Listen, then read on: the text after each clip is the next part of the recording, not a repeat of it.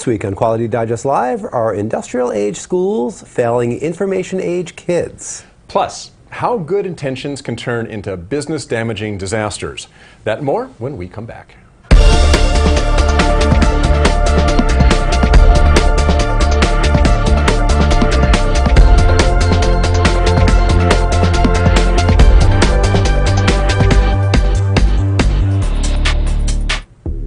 This week's episode of Quality Digest Live is sponsored by the Baldrige Collaborative Assessment. Work side by side with experts to assess your organization and get customizable, immediate feedback with minimal preparation. Learn more today at nist.gov/Baldrige. Welcome back to Quality Digest Live for August 1st, 2014. QDL is your weekly look at who and what is making the news in the world of quality. I'm Mike Richmond, publisher of Quality Digest. And I'm Quality Digest Editor-in-Chief, Dirk Ducharme. Well, many of you probably remember when airports started using full body scans at security screening. there you go. Just like that. Just went through it. These came in two flavors, basically, you might remember. There was the X-ray backscatter and the millimeter wave. Both received outcry due to privacy issues. Nobody wanted people looking at their junk. But the X-ray backscatter was also singled out because it was, X-ray.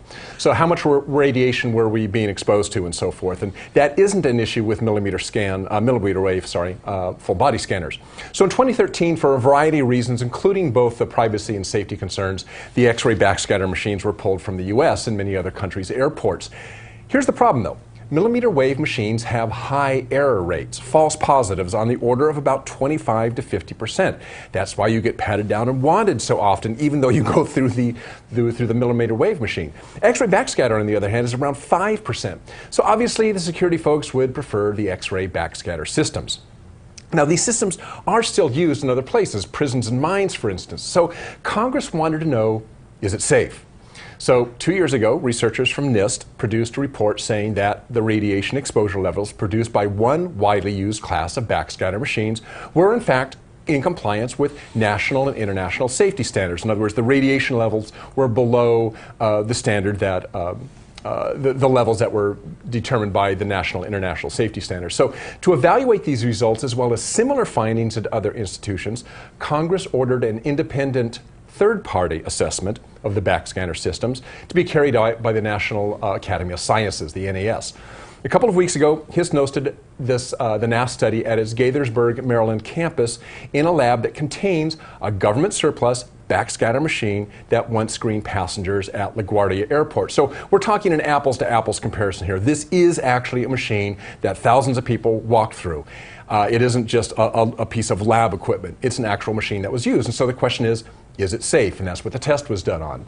So using 3 different approaches to estimate effective dose to various organs, NIST scientists found that, hey, guess what? The numbers were still well within the limits recommended by the National Council on Radiation Protection and Measurements and the International Commission on Radiological Protection. For example, it would take more than 465,000 scans in a year to reach the annual recommended limit for the skin and about 140,000 scans a year to reach the recommended limit for the eye. Now remember, NIST doesn't set policy or say something is safe or unsafe. They just supply the expertise, the standards, and the equipment that allow such measurements to be done, and that's kind of what they were doing along with the NAS. It's up to the suits to take it from there.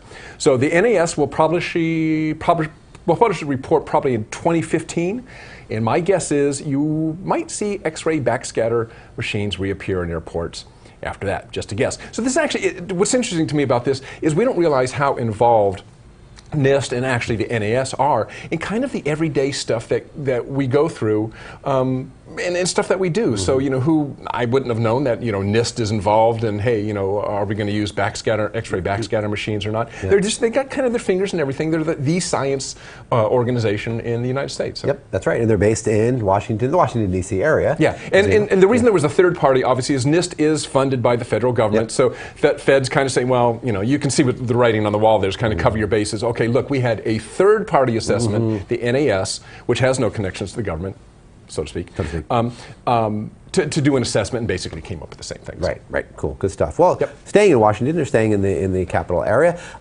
in the news also as well was Dr. Rulon Stacy, who's the chair of the Board of Overseers of the Malcolm Baldrige National Quality Award. And he recently appeared on Capitol Hill to address the House Committee on Veterans Affairs. Now, the VA, of course, as we all know, has been under fire due to several critical organizational failures that came to light this year.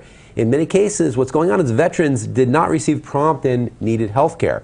In fact, it has been reported that dozens of veterans died while awaiting care in Veterans Health Administration facilities in the Phoenix area. So, Dr. Stacy offered his opinion that the Baldrige program is a viable way for the VA to improve processes and provide better outcomes for these key stakeholders, the millions of veterans who rely on the administration for a wide variety of physical, mental, and emotional treatments and support.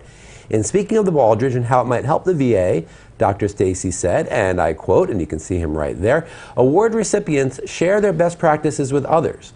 The program is up and running and available to help the VA right now. The program initially revolutionized manufacturing in the United States and is now having the same effect on healthcare." Now, of course, we've seen the power of the Baldrige to affect change within healthcare settings, as it has helped dozens, if not hundreds, of organizations, and not just the winners, by the way, I should say. People just gone through the assessments. Gone through the assessments. It's helped those companies improve a wide variety of closely measured patient outcomes. As a framing mechanism for driving continuous improvement, the VA would be, I think, hard-pressed to find a better overarching program than the Baldrige. And that's what Dr. Stacy's saying, is that we know there's issues within the VA. Obviously, there's issues within the VA. The Baldrige is a good approach. It's a good framework. We know it's worked for manufacturing. We know it's worked for healthcare. And the VA should consider it. And that's what his remarks to the congressional panel were all about. So, for more information on this item, as well as all the pieces that Dirk and I are going to be covering on today's show, be sure to check out the story links right below this video player screen. That's right. Okay, in his article, Why Industrial Age Schools Are Failing Our Information Age Kids, author Charles M. Reglith points out that despite billions of dollars spent on educational reform, more than half of the United States high school seniors are not proficient in reading, and 75% struggle with math, according to the recently released National Assessment of Educational Process. It should also be pointed out that, according to a Harvard University study, the United States ranks 32nd in the world in math proficiency for 8th grade students. The problem, according to Reglith and actually others, we've heard this argument before, is that we are still teaching using an industrial age factory model. Think of it as batch processing. As Reglith put it, the industrial age in the United States, roughly 1830 to 1960, was shaped by machinery and mass production. Many jobs moved from farms to factories, which required workers and therefore students who would follow instructions and endure repetitive, boring tasks. So what he's saying is basically we were teaching people to work in factories. So we need to change how we teach, says Reglith. And nowhere, by the way, because there was a comment that kind of thought he was, nowhere does Reglith say teachers are to blame. He doesn't say that. The problem is the system, the factory-like system that teachers and students work under. Teachers and students, you've got this system they work under, that's the system, public school system anyway. So, by the way, I have a whole bunch of family members and a whole slew of friends who are teachers, and I know that many of them feel like they are pressured to crank them out. I mean, I haven't heard the word factory, but that's kind of the impression you get is, hey, we got this limited time frame, we got to get these students through this grade. We're cranking them out. So here are some Reglith's suggestions. First, we need to get rid of the time-based student progress. Currently, students in a class move on together to the next topic according to the school calendar. It's kind of arbitrary, right? We got this calendar. We were going to learn X amount in this amount of time. Sometimes, regardless of whether they've actually learned the current material or not. So the problem here is that the slower students may not learn material adequately, making it even more difficult for them once they move on to master related material in the future. We all learn at different rates, says Reglith, and for different reasons. Lumping us all together just doesn't make sense, and that is basically what Reglith is saying here. A different approach would allow each student to move on as soon as he or she has learned the current material, and no sooner, says Reglith. And he's talking about something like personalized learning or learner-centered instruction. We've heard those terms. I think most teachers would agree that this would be awesome, to be able to spend more time with those students who needed it. I think most would also say that it's probably virtually impossible in most public schools for a wide variety of reasons. I mean, you got your student-teacher ratio for one, and of course, because schools are on, a time frame. So couple this now with how we evaluate students using standardized and other really broad-based tests. Regolith makes the argument that rather than evaluating a student based on how much he or she has learned in a certain time frame, such as a 9-week period, each student should be evaluated to determine when the material has been learned, so we know when the student is ready to move on. And he makes an interesting comparison here. He kind of likens it to scouting. And Regolith says, like a Boy Scout working on a badge, each student continues to work until the material is mastered. Assessments then are incremental and cover a single competency or a small set of competencies. They certify mastery while also helping guide learning by showing students what they need to continue working on. So obviously this takes you out of a particular time frame. For each student it takes as long as it takes. If you think this through, you can see the implications and how this might kind of shake up the existing system. So next, Regolith points out that the traditional grading system only indicates how well a student performed compared to other students in a class, a tool that is really only effective in, let's say, sorting students. It's not an effective way to guide and ensure individual student learning, says Regolith. So rather than achievement reflected as grades on a report card, it should be reflected as lists of skills and concepts that the student has mastered. And actually, if you think about it, this is really what kind of happens as adults in the workplace. You know, you go for a certification, and you either know the material to become, let's say, certified as a welder or a nurse or a Six Sigma black belt, or you don't, and you keep studying until you learn the material and you get your certification and you move on. It's kind of the same thing. So finally, Regolith points out that locking students into grade levels is a problem because students learn at different rates and become ready to move on to different material at different times. Instead, he says, group students into similar developmental levels, which typically span maybe 3 to 4 years. Grouping developmentally rather than, let's say, based on age or rigid levels of content learning accounts for the different rates at which children develop socially and emotionally. Children can remain in their own social, emotional peer group while working on projects typically tackled by students of a higher or lower age. I kind of liked his ideas. Some I've heard before, others I haven't, but the problem with all of it is that it requires really a fundamental change in how we do education. I mean, from a process point of view, I'm not sure the curriculum necessarily has to change, but perhaps the way we deliver it does. And that just requires a whole new way of organizing our public school system. Yeah. I mean, you know, we're talking individualized learning and people advancing as they master a material. So some people are going to whiz through the material and advance very quickly, others aren't. And that's just not the way our schools, our public schools are set up. But it kind of makes sense if you think about it. I mean, if you could say, let's start from scratch, forget about the system that we already have, wouldn't that be a better way? Is just kind of lump, as he said, put students have kind of common socio-developmental stages, lump them together. So basically, keeping people who are going to learn at about the same speed. So it's not really so much individualized, but it is somewhat individualized. And people just move on as they're ready to move on. Right, right. And there were some comments on the article, too, below it. I mean, there was one commenter asked about the unions, the teacher unions, of course, would they go for it? And maybe they would, maybe they wouldn't. I mean, certainly it's different. So anytime you're doing something different, there's going to be pushback from the unions. There's going to be pushback, yeah. So there's a lot of issues with that. So I don't know how realistic Regolith really thought this was. I think he was maybe kind of putting out the idea, not that they'd be implemented. By the way, it's not a completely fresh idea. This is this individualized learning. And by the way, some of the non-public schools, you know, I think I'm not real familiar with it, but I think Montessori kind of works that way. You know, but within the public school system, it's a kind of a different thing going on. So it's tough. It's tough, yeah. But it's good piece. So read that, check that out, and get back to us with your thoughts on it. Always comment again at the bottom of our articles on stories you read. All right, another article that we want to cover this week, At the Expense of All Else, which was a piece written by Alan Nickel and appeared in Tuesday's issue of Quality Digest Daily, and you can see it right there, At the Expense of All Else, Alan Nickel. Well, in this piece, Alan presents a pair of, I guess what you could call nightmare scenarios for anyone interested in anything to do with quality. And these will be scenarios that I think a lot of us will probably recognize and see kind of the problems, and I'll kind of wrap it up at the end and allow you to maybe see with a connection here. First scenario he talks about is a project engineer who submits an order for a complete product assembly, even though that order was intended to simply get a bill of materials entered into the system. But I mean, the order goes in because the BOM has to get into the system. Right now, there never really was a desire to build the product that goes in. It just really was to get the BOM into the system. But as we know, these things happen. To do that, the engineer needs to create an engineering order, and that leads to it could lead to the inadvertent assembly of the product to whatever loose specifications happen to be available. I mean, it wasn't really specified in this work order, right?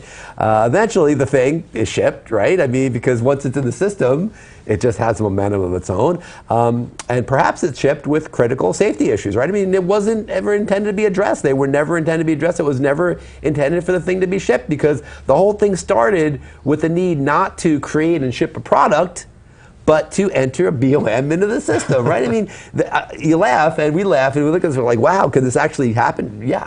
Probably every day it's happening, where people are circumventing the system, they're entering orders in the system just simply to set something up, get the materials going, whatever it may be, and somebody else runs with it.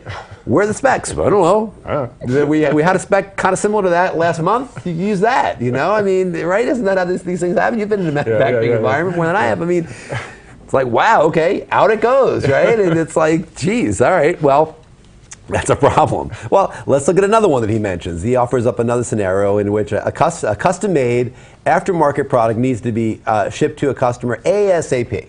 ASAP, right? We always hear that. I mean, get it out. Anything you got to do to get the product in the hands of the customer. But the problem is that one of the components in this case isn't yet available, right? So again, whatever you got to do to make it happen. So the supply chain agent and the project manager get on a plane, and they fly to the supplier in Asia or Europe, wherever the heck the supplier would be. They fly to the supplier, they personally pick up the component, and then they fly directly to the customer site where the incomplete product, okay, has already been shipped from the plant, right? So the incomplete product was shipped. The supply chain manager and the product manager got the part, the component that you needed, and they flew to the site, and they then assemble, they install the component on the product, and everyone's happy, right? Everyone's happy. The customer's happy. Well, no, they're really not happy. I mean, if you think about this, the quality team at the original site could not possibly have inspected and approved an incomplete product for shipment. It just doesn't work that way. So it wasn't properly vetted. It went out the door, somebody circumvented it and said, no, don't do your normal checks. We're going to deal with this when you get to the site. But it never was checked. It never went through the validation that your systems are set up to help you do, and in this case, maybe in a highly regulated environment that that product may be in, not only is that a problem, it potentially could be illegal, right, to ship that thing without it going through the proper protocols. The moral of both these stories is a quote that I always loved: "No good deed goes unpunished." Right? You ever heard that one? You've all heard that one. I love that quote. No good deed goes unpunished. Well, in quality, that's really true. I mean, what happens a lot of times is, I think, people try to, for good, circumvent systems. They say, well, yeah, that's the process, that's the SOP, but you know what? When we're under the gun, sometimes you have to kind of cut some corners, and you got to kind of go with it, right? And it'll be fine. It'll be fine. We'll fix it. Yeah, it'll be fine. We'll fix it at the site, or we'll fix it when it gets shipped. Our field engineers take care of it. Those guys we got the best. We got the best, right? I mean, and maybe you do, and you probably do have really good people, but I mean, it's not gonna be perfect all the time, and the processes are there. This is the point of this thing. The processes are there to help you not have to do that, to not have to create it on the fly and figure it out as you go. I mean, you want to follow those SOPs so that, again, everything's vetted, so you're within protocols, and if you're in a regulated environment, you don't run afoul of the FDA or whomever else it may be. You want to make sure you have all your ducks in a line, because again, if you don't do that and something goes wrong, and the finger gets pointed and says, well, what happened to the process? Well, no. Yeah. Isn't going to cut it. I mean, especially if the company now gets sued, or if there's a problem. I mean, again, say something slipped out, there's a safety issue. Some consumer got a hold of something that wasn't vetted properly, and it hurt them, killed them. And I mean, gosh, you're talking about a huge problem for these companies. So This is the moral of the story, I think. At the expense of all else. Again, that's the piece from Alan Nickel, and it ran earlier this week in Quality Digest. Yeah. Check it out, again, right below the story page, right down there. Comment on it. Again, we always try to engender comments on these stories so people can have the conversation started. Okay. Well, we're going to move on quickly because we've got a really great tech corner for you now from our friends at Fluke, and Dirk's going to show it to you. The Fluke Connect, I believe it is. Yes, there it is. You can see the information about the Fluke Connect there. Dirk is going to, he's been practicing furiously. He's going to show you right now the Fluke Connect in this week's Tech Corner, so take it away, Dirk. Okay, thanks, Mike. What we're going to look at today is a series of products from Fluke, but more particularly what I want to talk about is Fluke Connect. This is wireless, a set of Fluke test equipment, basically plant maintenance equipment that connects wirelessly to your smartphone. Now, we talked about wireless connections before in the past and how important they are, particularly for plant maintenance, because they allow you to take measurements safely. You can get away maybe from rotating equipment or high voltage equipment. You can set up your test equipment, back away, energize the equipment, and then take measurements at a safe distance, right? The thing is, in the past when we've looked at this type of equipment, it's been basically one-to-one. You have a smartphone app and you have a piece of equipment so you can measure voltage. And then maybe you can measure current. But up until now, you haven't been able to look at multiple different types of equipment all at the same time. And that's what Fluke Connect is about, being able to tie in many different types of pieces of equipment into your smartphone app, iPhone or Android, and monitor all of them simultaneously. And we've got a little experiment set up here. We're going to look at a few different pieces of Fluke equipment that is connected via Fluke Connect to an iPhone, and we'll kind of see how this works a little bit. So we can come over here to our gauge cam. I'll point out what we got. So on the left-hand side here, I've got a clamp-on AC current meter. This is a Fluke A3000 FC, clamp-on current meter. Next to that, I've got an auto-ranging AC voltage meter. This is the V3000 FC from Fluke. This is also connected via Fluke Connect. And then also we have a thermal imager.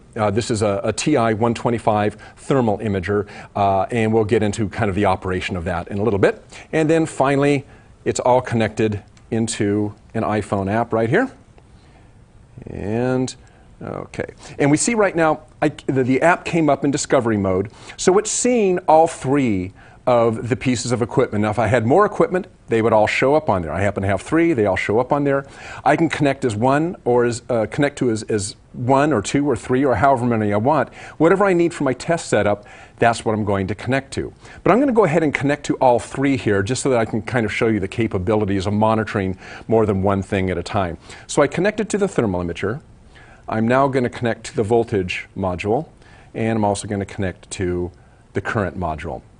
Now, if you look down here, what you're seeing live voltage, live current, and you'll see that change. I've got a little test setup hooked up to a dimmer and a light, so you can change. See, I moved the voltage down, and the voltage went down. I'm going to move the voltage up. You see the voltage goes up. You see the current goes up. And now I'm also going to take a thermal image. So what I'm going to do is I'm going to switch to my thermal imaging camera right here. By the way, just a little bit about this camera before I snap an image. You can see, if I get this oriented right, so around the outside on the TI-125, you've got a live video image, color image. In the center is you've got the business area. That's the thermal imager, and you can see it changes colors as I move into hotter areas. It's set to auto range right now, so it's kind of flipping over as I go from hotter areas to cooler areas. And right in the center, there is a crosshair. Whatever you put that crosshair on, that is the spot temperature that shows up here. So I'm just going to go ahead and aim this off camera here. You won't see me do this, but I'll just take a snapshot. I just shot into our studio. You can see, hey, there's Mike Richmond standing there. He's hot. I'm going to go ahead and save this image. As soon as I save this image, it transfers it. If I open up my phone, went to sleep there. There we go. It transfers that image